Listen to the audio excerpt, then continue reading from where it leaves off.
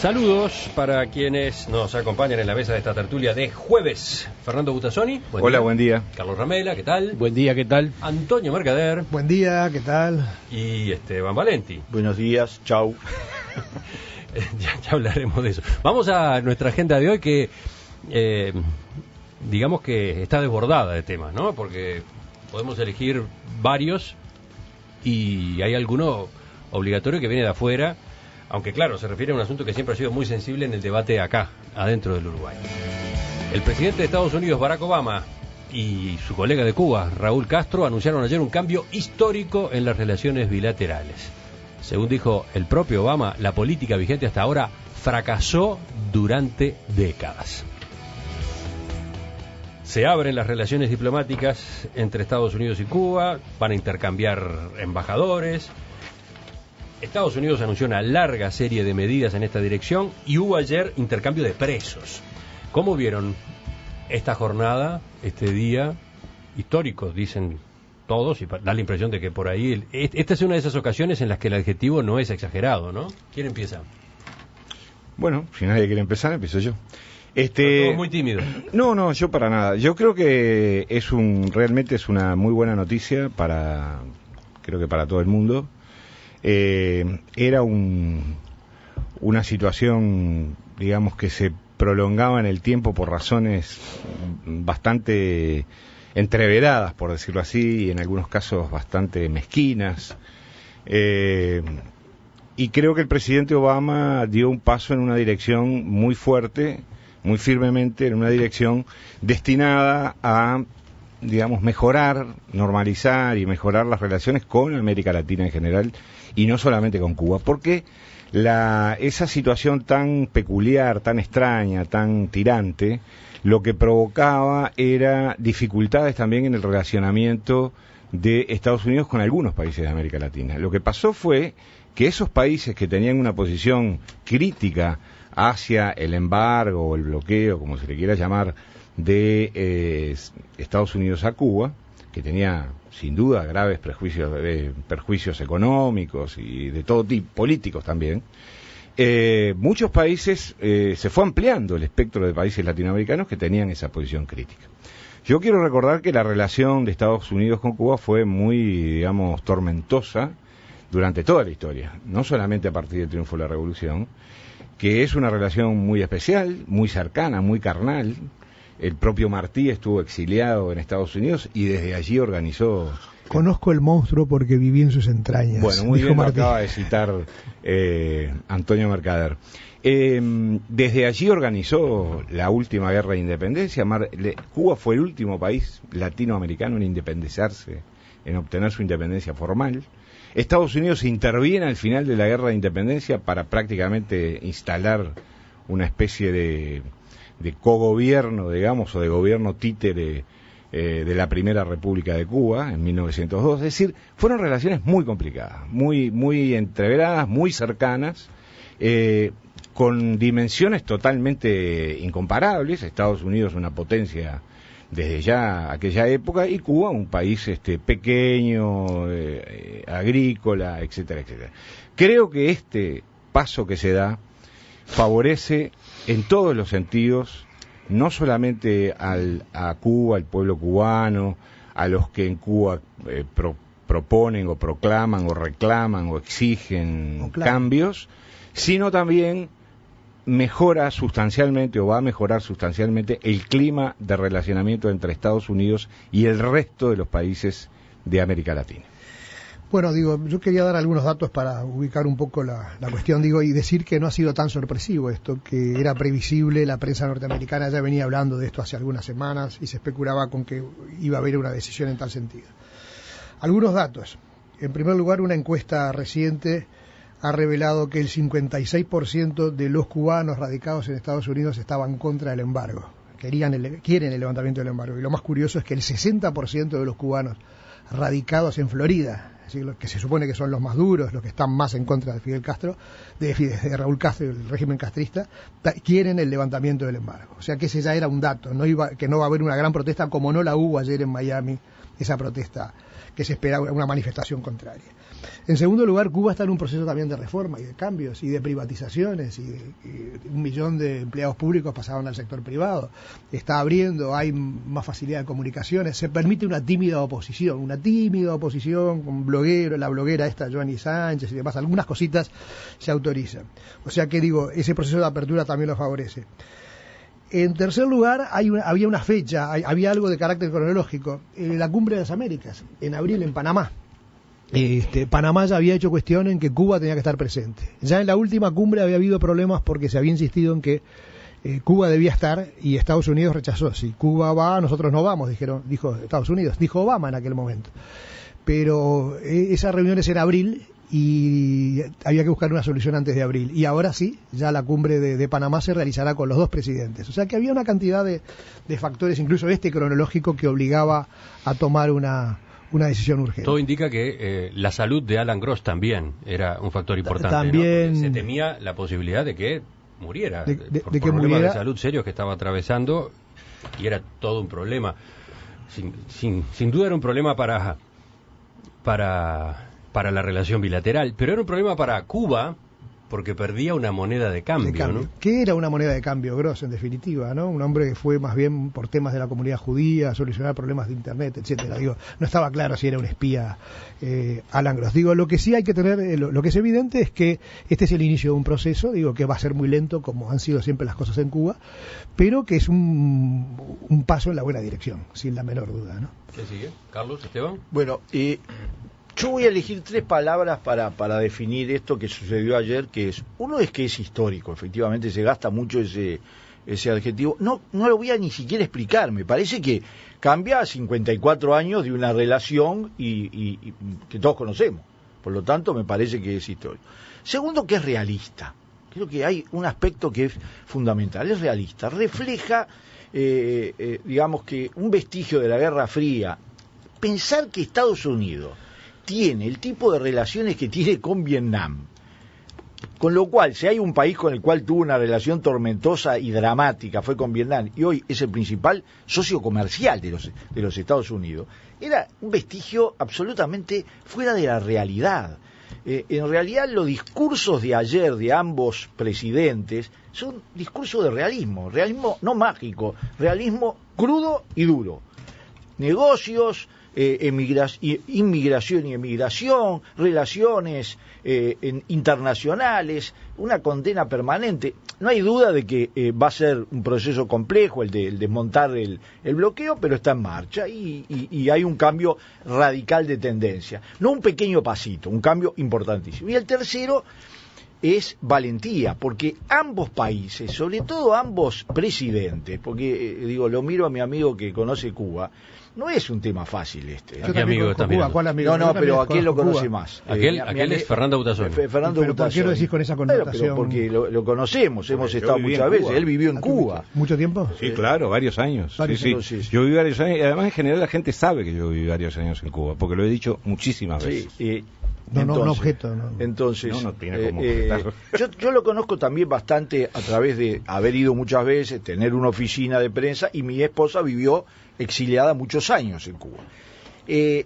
Barack Obama se la jugó, hay que decir así, hay que hacerlo. En Estados Unidos los círculos palaciegos son tremendos. Y Raúl Castro también se la jugó, porque los círculos palaciegos en Cuba también existen. Y que el corresponsal de la BBC no encontró quien estaba en contra de esto en la calle, no tengo la menor duda, pero que en los pasillos del poder esto no es tan simple, puedo estar seguro en todos los aspectos. Bueno, yo creo que esto es, como decía Mercader hace un rato, esto es parte de un proceso, esto no empezó ayer. Desde que Raúl Castro llegó al poder, ha dado señales claras de ciertos levantamientos de limitaciones, los viajes estaban habilitados, en fin, hay una serie de cosas que con el tiempo se fueron dando, que yo creo que es un poco también una imposición de las circunstancias. Cuba es un país que está al borde de la explosión social, viven en una pobreza tremenda, hay un grado de corrupción tremendo, O sea, el pueblo cubano es la verdadera víctima, más allá que los gobernantes cubanos, que viven rodeados de los lujos y los placeres más especiales que uno pueda imaginar.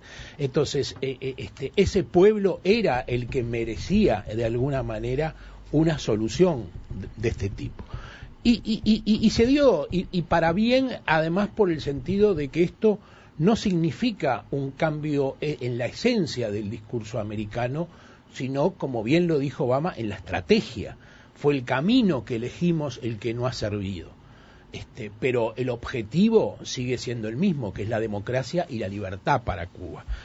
Yo creo... Parece el argumento de Mujica cuando propuso la ley de regulación del mercado de la marihuana, ¿no? Parecido. Lo que estábamos haciendo no dio resultado. El granito de arena de Mujica. Busquemos otra forma. Y yo creo que por ese lado hay que mirarlo y por ese lado hay que apoyarlo, porque el embargo y las limitaciones que se le suman a la destrucción absoluta que el socialismo cubano hizo de la economía cubana, agrede y agravia al pueblo cubano, que vive en una miseria absoluta, salvo que pueda estar cercano a alguna familia o algún grupo de poder amigo de los Castros, que, como siempre ocurre o ha ocurrido en la historia en los sistemas comunistas o socialistas, viven en el mayor lujo y en la mayor fortuna. Basta recordar que Castro, la familia Castro, integra la lista de la revista Fortune de las personas más ricas del mundo.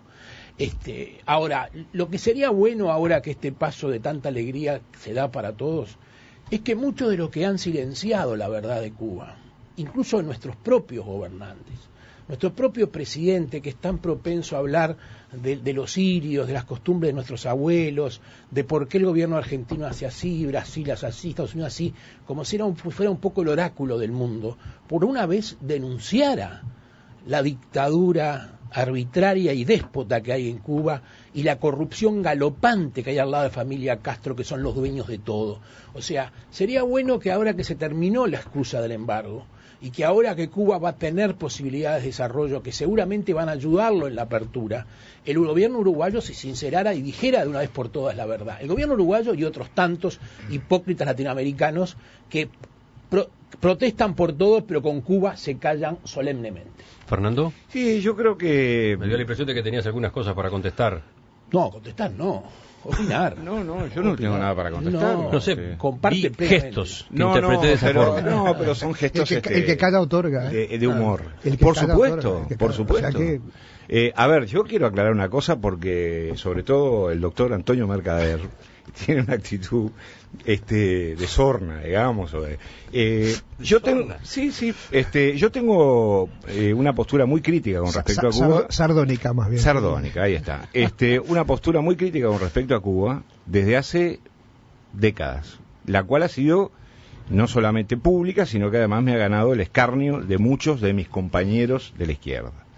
Dicho esto, creo que lo mejor que podemos hacer como contribución desde Uruguay a esta situación, me parece, que es reflexionar y apostar al futuro de esas relaciones que se abren, al futuro de esos vínculos, al futuro del entendimiento, del intercambio comercial, del mejoramiento de los climas internos dentro de Cuba.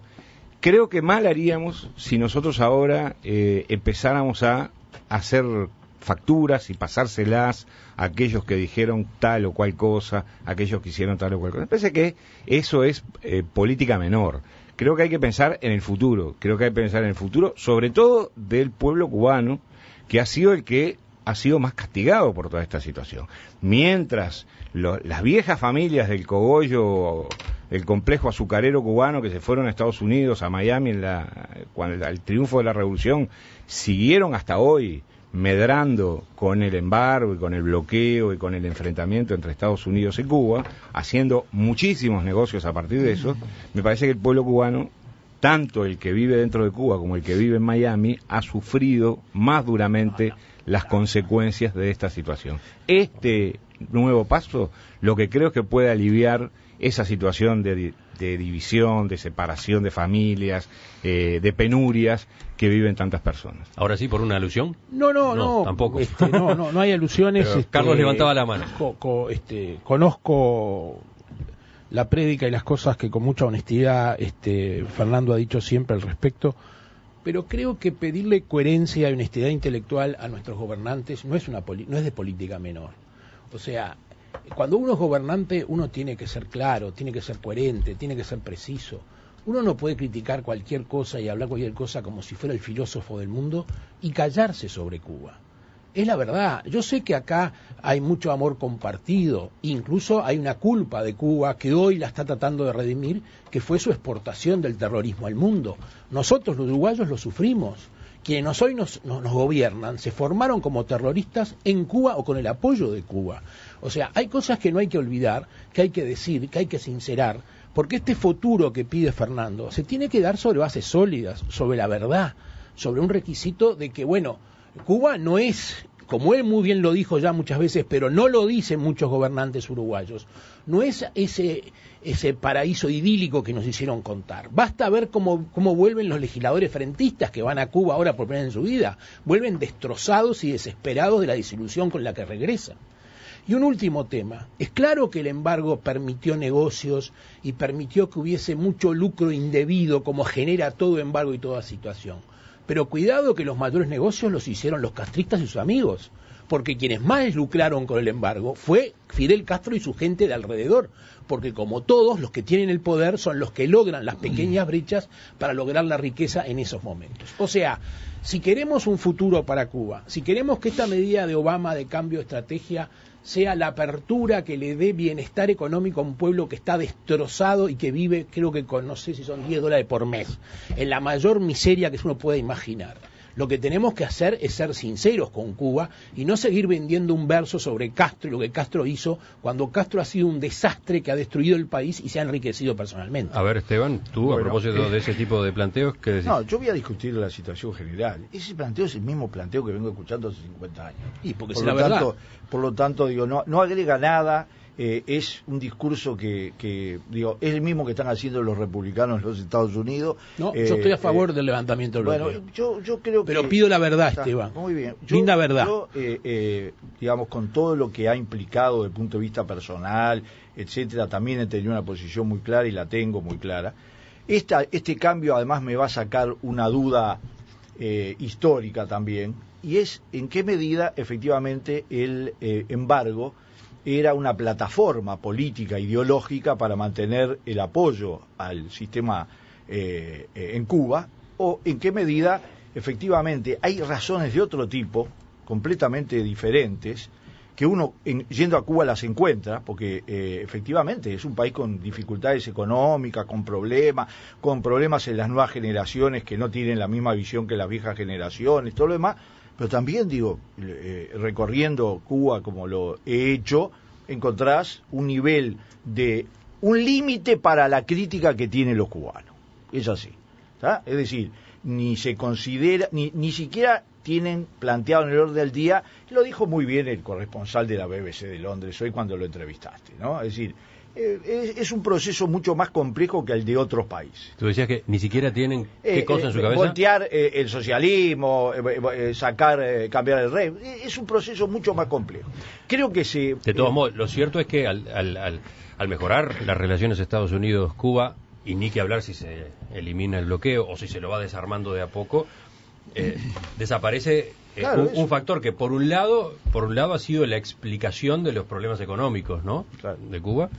La imposibilidad de despegar del modelo, etcétera, y por otro ha sido un factor de unificación, ¿no? Claro. De la población en contra de un enemigo muy cercano. Obama lo dice diplomáticamente, pero lo dice. El discurso de los objetivos está planteado. Por lo tanto, vamos a ver qué sucede. Ahora, también quiero decir que vamos a ver también la otra parte. ¿Cuánto influyó el bloqueo en la situación económica de Cuba? Es decir, efectivamente, si toda la situación dramática no tiene en el bloqueo, es decir, es la apertura de una compuerta que nos va a aclarar muchas cosas absoluta y artificialmente mantenidas hasta hoy.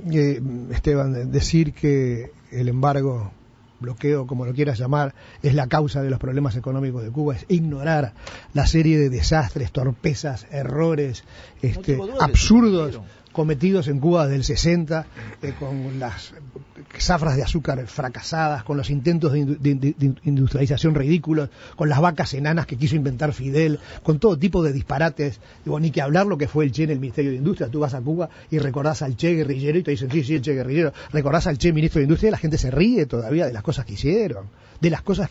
Absurdos absolutos, intentos de colectivización ridículas. Vamos a expropiar todas las máquinas de coser para crear una industria textil, disparates mayúsculos, tipo como los que se hicieron en Rusia cuando la Unión Soviética, así esas ridiculeces voluntaristas de decir vamos a cambiar y vamos a convertir a Cuba en un país industrial de golpe, sin ninguna base, sin ningún fundamento, todo en el Estado, con una burocracia descomunal, que además no trabajan, no hacen absolutamente nada.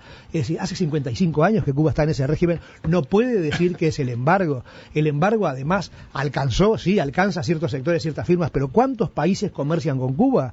¿Cuántas empresas comercian con Cuba?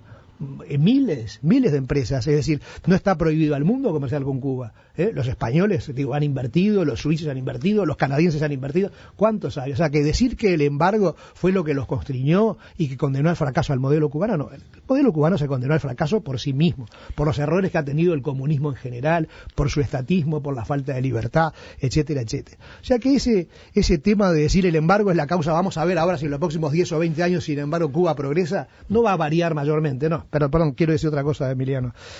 No, pero creo que sobre ese punto, Fernando, hacía algún comentario. Vamos a intercalarlo así. Sí, yo lo que digo es que hay que situar históricamente en perspectiva eso que acaba de decir tanto Antonio como Esteban. Es decir, Cuba es un país que cuando triunfa la revolución en 1959 era un país. Sí, estaba a la cabeza de América Latina, ¿no? Claro, en muchos estándares, en muchos indicadores. Sí, estaba a la cabeza. Era un país con mucha represión. Y la cabeza de Batista. Claro, pero a nivel de educación, a nivel económico, destacaba en América Latina, ¿no? Sí, a nivel de casinos también y de prostíbulos. Pero, Fernando, yo creo que la situación, el Producto Bruto per cápita, por ejemplo, ¿no estaba Cuba en aquel momento a la cabeza, por lo menos, de todos los países de Caribe y América Central? Sí, claro, que eran países sumidos lo que tú quieras. Lo que tú quieras. Lo que yo quiero decir es que hay un proceso histórico, que desconocer ese proceso histórico, que tiene sus raíces, como yo decía, desde el mismo origen,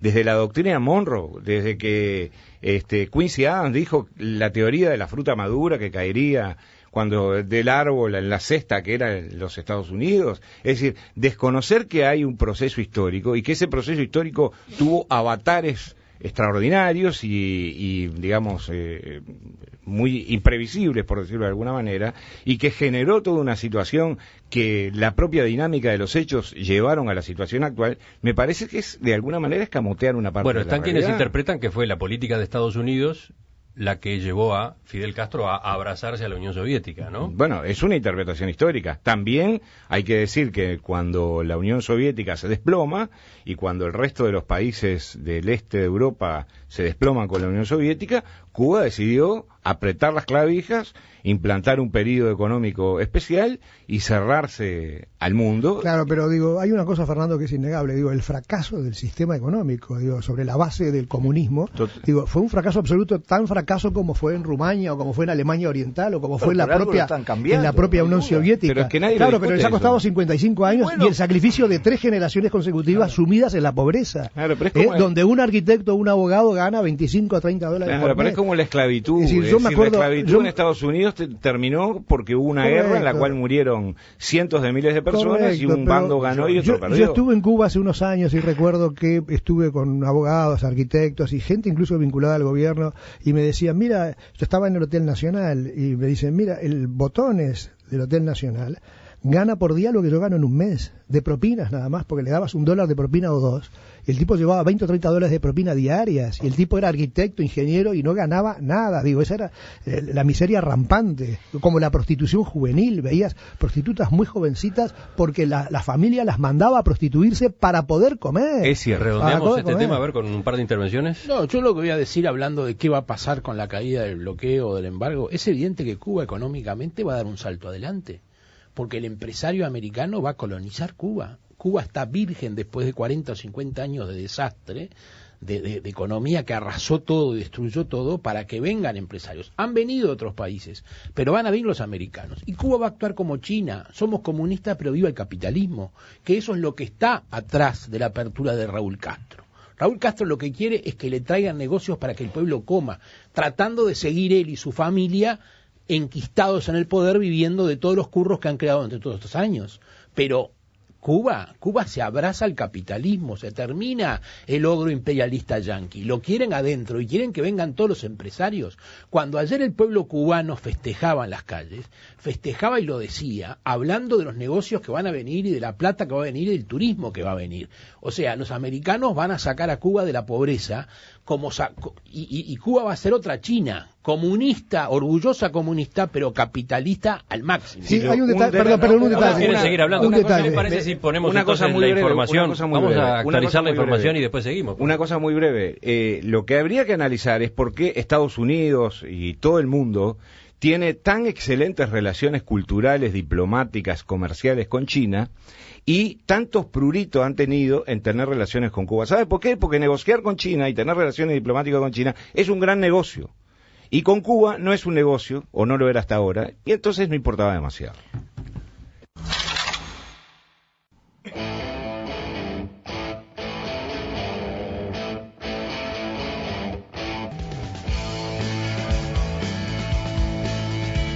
¿En qué momento le ponemos límite, cierre a este tema? Es que la dictadura Castro no tiene límites, bueno, no ha tenido. Supongo que abordaremos otros asuntos en la tertulia de hoy, pero algo quedó, ¿no? Sí, a ver, quería decir pequeños apuntes. Simplemente esto, que desde la perspectiva de Estados Unidos plantea muchos problemas también el tema. No es solamente a Estados Unidos, es la apertura, la posibilidad de invertir, de convertir a Cuba, capitalizar, que los cubanos van a ir.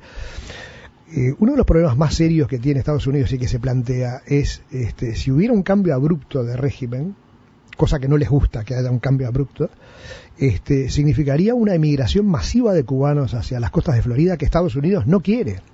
Hay un estimado de que si se permitiera, en Estados Unidos se irían no solo centenares de miles de personas se irían, porque se ha visto en estos años, creo que lo decía el hombre de la BBC que tú entrevistaste, ¿no? Todo lo que hacen los cubanos actualmente, que van a Ecuador o a México para poder pasar a Estados Unidos. Si hubiera una apertura directa, Estados Unidos se vería en enormes problemas de recibir a una cantidad de cubanos que no está dispuestos a recibir. Entonces, lo que también busca es que se creen fuentes de trabajo, que Cuba progrese, prospere y que no haya una radicación masiva en Estados Unidos, ¿no? Aludió a esto Obama en el discurso de ayer, ¿no? Cuando dijo, no podemos seguir haciendo lo mismo y esperar obtener un resultado diferente. Luego agregó, intentar empujar a Cuba al abismo no beneficia a Estados Unidos ni al pueblo cubano. Hemos aprendido por propia experiencia que es mejor fomentar y respaldar las reformas que imponer políticas que convierten a los países en estados fallidos. Claro. Yo creo que otro tema me importante... suena, estado fallido es una expresión que me suena, no sé por qué, pero me resulta familiar. Otro tema México era esperanzador del discurso de Raúl Castro de ayer es que más allá del intercambio de presos que se dio ayer mismo ya, se anuncia la inminente liberación de 50 personas más que están detenidos, y es bueno recordarlo, por delitos de opinión, por delitos de expresión. O sea, esa Cuba maravillosa, del cual nunca se refieren nuestros gobernantes, tiene al menos 50 personas presas por disentir con el gobierno. Al menos 50 que son las que van a liberar. Habrá cientos de miles más.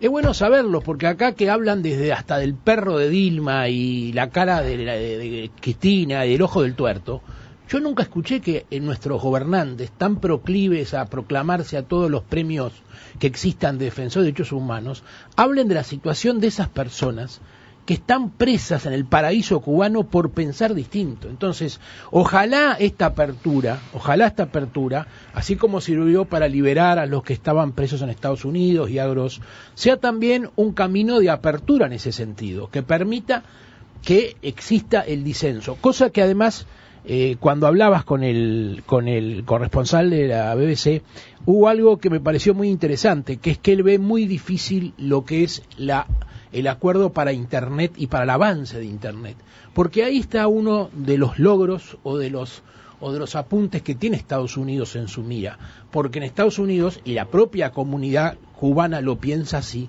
creen que Internet es el gran arma de apertura cultural y de democracia de un pueblo, porque los abre al mundo, salen de esa circunstancia de su vecindad destruida y horrible para un mundo que es distinto con sus matices, pero que es distinto. Y Por eso me pareció sugestivo que esta persona dijera: dudo mucho que Raúl Castro permita que Internet sea de una apertura, haya una apertura importante, porque obviamente eso sería una traba. Y que sea barata y fácilmente accesible. Yo dudo más. Desde la audiencia llega este mensaje. Ahora, ¿no hay nadie en esa mesa que defienda a Cuba? Sí, yo quería hablar. Hay defensores después, de Cuba. claro. Muy bien, que defiendan a Cuba. A propósito de algunos de los cuestionamientos, dice otro oyente: gracias al terrorismo cubano, mi abuelo volvió a ver.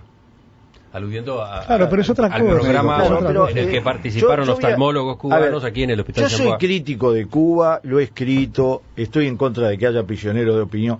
El problema es que uno de los mecanismos por los cuales uno se pone defensor de Cuba es por el discurso de los que están en contra de Cuba. Es tan feroz. Es decir, si fuera feroz igual con el hecho de, por ejemplo, el informe de la CIA sobre torturas en los Estados Unidos, ¿no? Es decir, masivas torturas en Estados Unidos, si fueran, digamos, igualmente críticos sobre tantas cosas que ha hecho el mundo occidental y cristiano destruyendo naciones, uno lo entendería, pero no es así. Es decir, es Cuba como una especie de paradigma del mal, y no lo ha sido. Es un proceso mucho más complejo. Yo soy crítico, pero no dejo de reconocer que efectivamente soy crítico sobre aspectos democráticos, sobre aspectos del partido único. No creo que en definitiva llegue a ser la solución de ese país, aunque tiene una historia particular, ¿no?, que viene desde Martí. Sin embargo, a los uruguayos, a la izquierda uruguaya, pero estoy diciendo no en el sentido de los dirigentes y los gobernantes, estoy diciendo de centenares de miles, no digo todo el pueblo frente a Plita, porque no es cierto.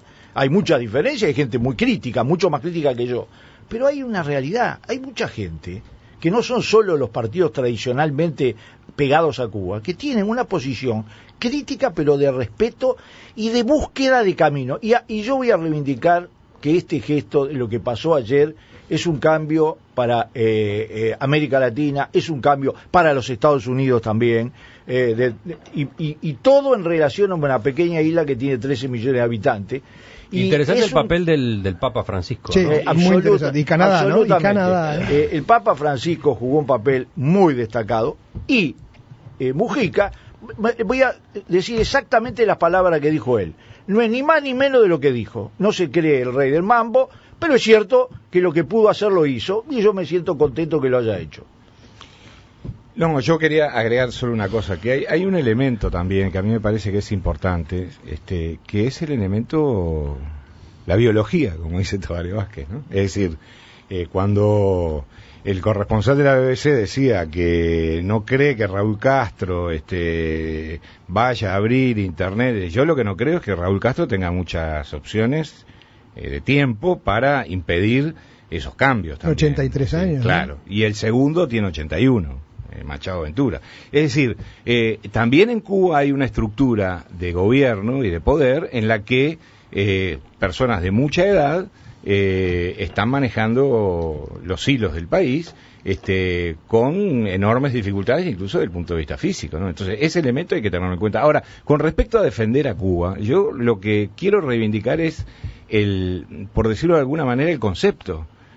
Porque a mí me parece que hay una especie de bandería absolutamente acrítica, desinformada, frívola, en la que en muchos casos Cuba es apenas una semana de paseo por Varadero, unos tragos de ron, unos habanos de recuerdo, cuando en realidad la realidad cubana es mucho más compleja, es mucho más dura, es mucho más difícil, y para poder defender a Cuba, como yo la he defendido durante más de 30 años, creo que hay que entender claramente lo que es Cuba. Cuba no es solamente Fidel Castro, Cuba no es solamente el gobierno cubano. No, por suerte. Pero Cuba tampoco es solamente ese discurso atrabiliario, de dinosaurio, que se puso a ladrar anoche por CNN, inmediatamente conocidos los resultados de los acuerdos, sí, la en bloguera, el sentido de que acá está en contra. Claro, bueno, se le terminó el asunto. Todo el Café Versalles, el famoso También, Café Versalles de Miami, ¿no? También ayer los discursos tuvieron espacio hasta para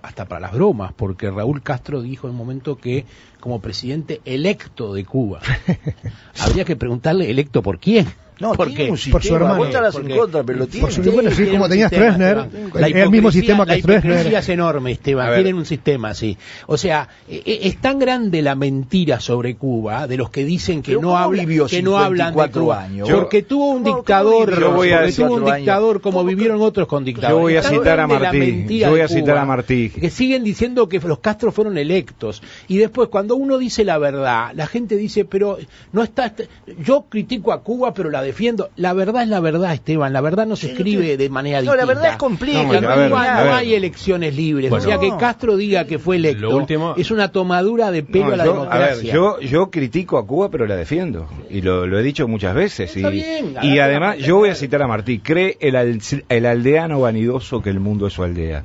Creo que no tenemos que ponernos en una posición de aldeanos vanidosos, de creer que nuestra manera de ver el mundo es la única manera posible. pero Mujica y que el juzga mundo todos que vemos los días a todos bueno, los yo no gobiernos. estoy hablando de Mujica, Mujica digo, si juzga tenés todos una los días a obsesión todos los con Mujica, gobiernos, estamos a hablando todos de los Cuba, gobiernos y de todas las Obama, personas. de Estados Unidos. Estamos en las 10 y Nunca- 18 Nunca- minutos.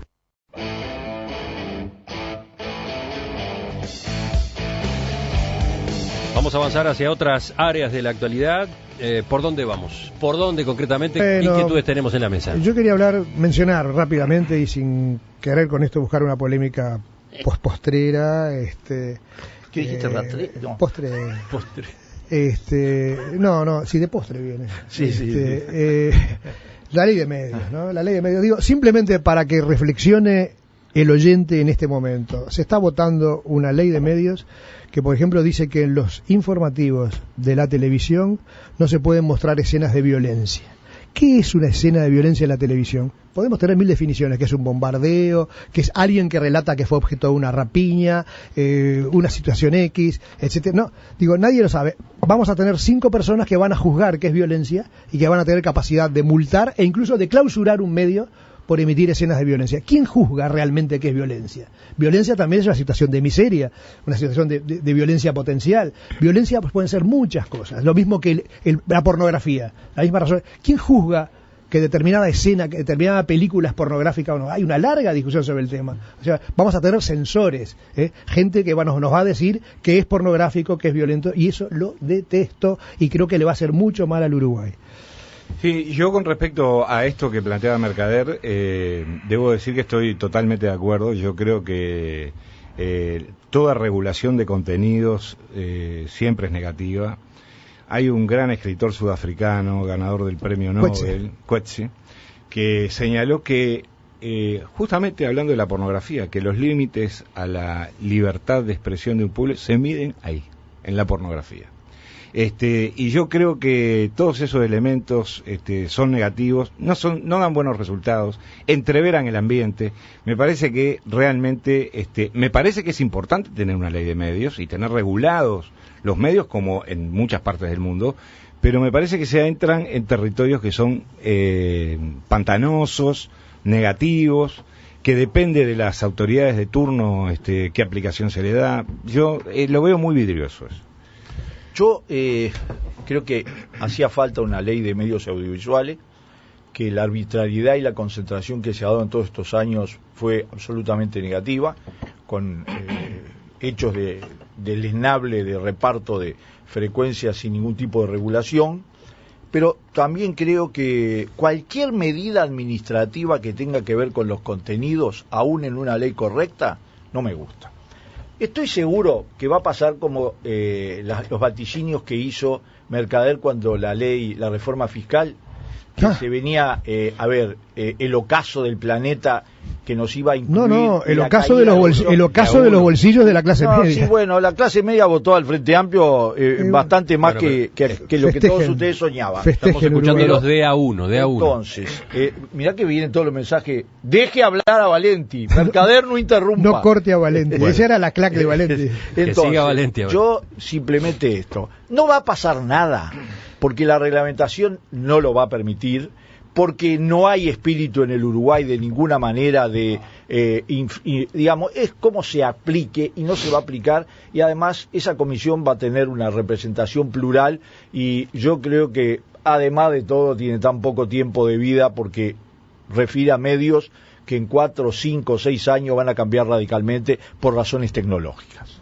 lo último sobre este tema, Carlos. Yo creo que pudo existir o puede existir una ley de medios que es válido plantearse mejorar los mecanismos de asignación de medios, establecer normas sobre concentración, sobre oligopolio, sobre lo que se entienda que exista, y en esa materia, bueno, la ley puede ser bienvenida. Creo que esta ley va muchísimo más allá, y creo que en eso hemos sido todos coincidentes, que va en una regulación excesiva y muy subjetiva de los contenidos, y aparte, por otro lado, va en agregarle monopolios, que de hecho ya los tiene porque se los han dado, pero ya de derecho ante él, en una concentración del manejo de las comunicaciones en un ente público que no parece saludable. O sea, la ley de medios tiene cosas muy peligrosas, y me parece que Esteban decir no se va a aplicar porque somos todos buenos, somos todos amigos, todos nos queremos, es una ingenuidad, porque las leyes están para este gobierno, para el que venga después y para el otro. O sea, uno no puede legislar en un país sobre la base de que dicta una ley mala, pero después la reglamentación la va a acotar, o yo sé que no se va a aplicar porque somos todos buenos. El problema es que la ley es mala. Y la gran pregunta es por qué Tabaré Vázquez, que desde que fue electo el 1 de diciembre tomó varias medidas a mi juicio acertadas, poniéndole límites y poniendo claro quién manda y quién no manda y cómo va a ser su actuación y cómo elige sus ministros y demás, que lo vi como un acto saludable y de independencia frente al peso de otros sectores frentistas que vienen con un discurso muy amenazante, se dio en este terreno, porque está claro, y todo el mundo lo sabía, que Vázquez no era amigo de esta ley de medios. Sin embargo, incluso por Vázquez fue postergada hasta después de las elecciones. Sin embargo, ahora Vázquez la vota. No solamente la vota, exige que se vota antes que él llegue al poder. O sea que hay acá un cambio de criterio de Vázquez realmente sugestivo. También me consta que Astori está contra esta ley en su parte medular. Entonces hay un cambio sugestivo y se permite una ley que va a ser peligrosa, que limita los contenidos, limita la libertad de expresión, le da monopolios ante él, crea un organismo de contralor de 5 miembros plurales, nada 5 miembros plurales, porque si a los 60 días no hay acuerdo, lo elige la mayoría parlamentaria, que es del Frente, Esteban. O sea, que, digamos de la verdad. Según lo que está previsto, de los 5 miembros hay 4 que los nombra la Asamblea General por mayoría especial, de 2/3. Sí, pero si a los 60 días no se logró la mayoría, que es probable, con mayoría simple, como pasa en muchas cosas. Entonces, los 5 miembros van a ser elegidos por el Poder Ejecutivo de turno, no digo este de ahora, el que venga, el día de mañana, en Carlos, el 2040. Si vos te acordás que Dinatel tenía la responsabilidad de controlar Ministerio de Defensa durante decenas de años, tenía la responsabilidad de controlar los contenidos, y estabas obligado a transmitirle a la Dinatel, ¿no? No a la Dinatel, no, al Ministerio de Defensa. Recién cuando se forma la Dinatel pasa al Ministerio de Industria, y no pasó durante la dictadura. No había una ley de este tipo. No había una ley de este medio con estas prerrogativas. Era la ley de la selva. Y con estas definiciones que existen acá. Y no existía Antel como monstruo total que maneja las comunicaciones. Lo único que va a ofrecer es comunicación. Los contenidos los va a poder poner cualquiera. De todas maneras, lo va a poner Antel misma. Como lo está pues poniendo en sociedad con Netflix. De todas maneras, que es para los señores, estamos en la hora ya. No, digo que de todas maneras, si una ley es mala, yo creo que lo más sano que se puede hacer es decir que esa ley no es buena. Muy bien. Bueno, ahora sí casi estamos en el final de la tertulia. Bueno, yo quiero aprovechar este último minuto para despedirme de la audiencia del espectador. Sabido es que este programa deja de estar en esta radio a partir del 31 de diciembre, y como el 25 es jueves, esta es nuestra... Es Navidad, claro. Es Navidad, es mi última tertulia. Esta es la última tertulia de los jueves del año 2014. Ahí está. Y en el 2015... Sentí como están festejando todo el mundo afuera. Y en el 2015 Emiliano va a estar en otro lado, no sé si estaré con él o no, pero seguro que no voy a estar acá.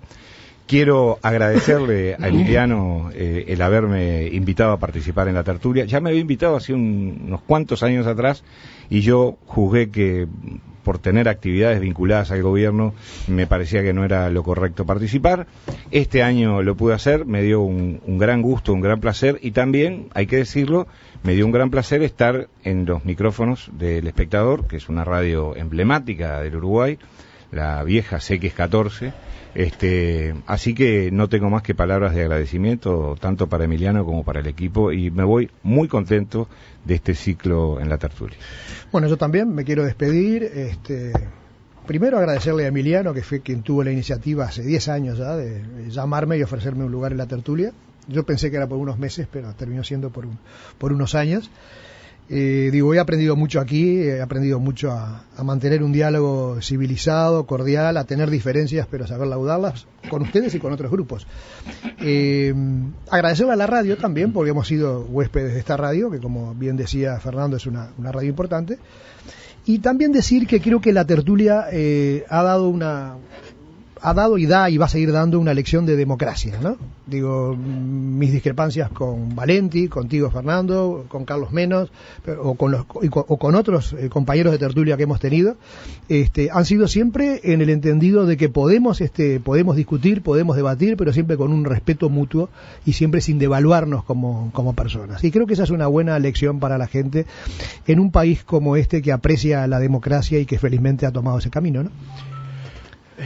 Yo creo que dejar algo en el cual uno estuvo 10 años siempre es una experiencia humana, no es solamente política como lo ha sido la tertulia. Yo le voy a agradecer nuevamente a Emiliano haberme invitado, haber compartido con, los 10 años con Mercader, lo cual demuestra que soy un hombre de acero. A mí la máxima pregunta que me hacen es ¿cómo aguantás a Valenti? Exactamente la misma que me hacen a mí. ¿Cómo aguantás a Valenti? Es efectivamente... y lo aguanto, Y después yo creo que corresponde también por múltiples motivos agradecerle a El Espectador. Como empresa, con el capital que tenía antes, con el capital que tiene ahora, ese es un problema... diferente, pero para mí haber estado en El Espectador, una radio de la cual desde que repartía comunicado de prensa de la CESU en los años 64 en Soriano Soriano allá en el viejo estudio y donde estaba el mejor equipo de información que haya tenido alguna radio, ha sido un orgullo y lo quiero destacar y siempre formó parte de mi menú. Y las cosas cambian, los procesos se dan, veremos qué sucede en el futuro. Bueno, en esto coincidimos todos. También para mí llega la despedida de estas tertulias en El Espectador. Quiero agradecer en primer término a Emiliano, que fue quien me invitó, me trajo y con quien compartimos en esta mesa, en este mismo jueves. Creo que estoy hace 4 o 5 años, no lo recuerdo precisamente. Quiero agradecerle también a la radio, como ustedes dicen, porque es un medio muy prestigioso, muy importante en la historia del país y ha tenido con nosotros siempre una deferencia y un trato muy, muy especial. Me alejo muy contento, muy orgulloso de haber integrado este espacio de la tertulia, que creo que, como decía Mercader, le da mucho al debate y a la discusión y al análisis de temas políticos, porque si bien tenemos nuestras diferencias y a veces son notorias, creo que siempre terminan encaminadas en un clima de respeto y civilización como debe ser, y supongo que de esta confrontación de ideas surge para la gente por lo menos un elemento más de análisis y de poder ver las cosas de determinados ángulos. Ojalá este ámbito de participación como la tertulia se mantenga en esta radio o en otras, y ojalá todo sea para bien para todos los que han tomado esta decisión de desvinculación.